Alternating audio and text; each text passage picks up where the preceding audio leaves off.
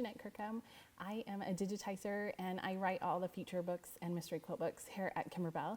Today we're going to talk about accessing the files on your disk. Before we start that, I did want to mention something that's kind of important. It's about knowing your hoop size. And so when you're machine embroidering and you have an embroidery machine, you have your hoop, but the size of your hoop can be a little deceiving. So this hoop has an embroidery filled of 5 by 7. It's important to know your embroidery filled size. If it's not, actually some of them have them written on the different hoops. This one actually doesn't have it written. So what you could do is contact your dealer that you bought your machine from, or you could do a quick Google search on your machine and find out the hoops that it has that comes with the machine or any additional hoops that you've bought. But knowing your embroidery field will help you know what you can stitch on your machine. So when I talk about the difference between like the physical size of your hoop and the embroidery size of your hoop, I want you to just look. This hoop, like I said, is 5 by 7, but if we look at just that inside, you can see that it's just over 6 inches. And then if I turn it just the other way and we measure this direction, you can see it's almost 9 inches. So that's the physical size of this hoop, but the embroidery filled size is smaller than that. And that's because your machine can't stitch all the way to the edges because the way that the foot moves around, it can't physically stitch that far out on your hoop. So it's important to know the size of your hoop. There are a few designs on the quilt that if you only have a 5 by 7 hoop, you have to double hoop in order to have the whole design fit. So if you've looked ahead at your materials, you'll notice that the very first block that has this happen is the smile block. You make me smile. If you only have a 5 by 7 hoop, you'll need to hoop your fabric 2 times in order to do that. So I wanted to make sure you knew where you could find the embroidery files for that and the directions. All of the directions that you need are in your printed materials that you get. The only exception to that is those double hoopings. We have one this week and there will be another one later in the quilt that you'll get to, but I just want to make sure you know exactly where to find the information that you need in order to do that.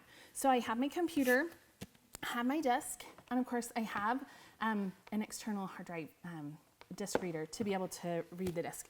So we're going to go ahead and open the disk and put it in the computer, and I'll show you where all the files are at. So here we are. I put the disk in the computer and it automatically populated to show me my disk. Now if it doesn't do that, you can go ahead and open your own Windows Explorer folder and just come on to the side and find the disk. So here's the disk and we're opening it up. You click on the disk. It's going to open it and you can see it's divided into 5 different sections, just exactly the sections that you're working on. So it's section 1. So we're going to open the section 1 folder and you can see that there are 3 folders. So we have the directions folder, the embroidery files folder, and then there's an SVG folder. Those are just files for electronic cutting. So if you have an electronic cutting machine, those files are in there for you. If you don't have an electronic cutting machine, then you don't need to worry about that folder at all. So all of your embroidery files will be in this folder. And then if you need to double hoop something, there will be an additional folder that will say double hoop directions. So you can see we can click on that, and here it is for the smile block. Now if you open those directions, they will take you step by step through how to hoop that block 2 times to be able to get it the exact same size and it will look amazing. Now, where are the embroidery files for double hooping? They're going to be in the embroidery files folder.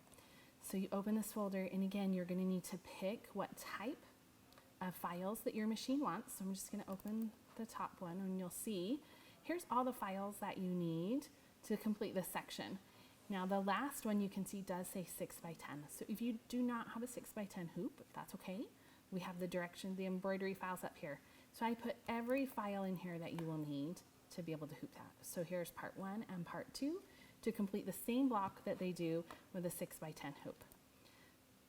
So again, just as an overview, every section will have the 3 different folders. If you need double hoop directions, they're there, but all of your embroidery files will be in the embroidery files folder.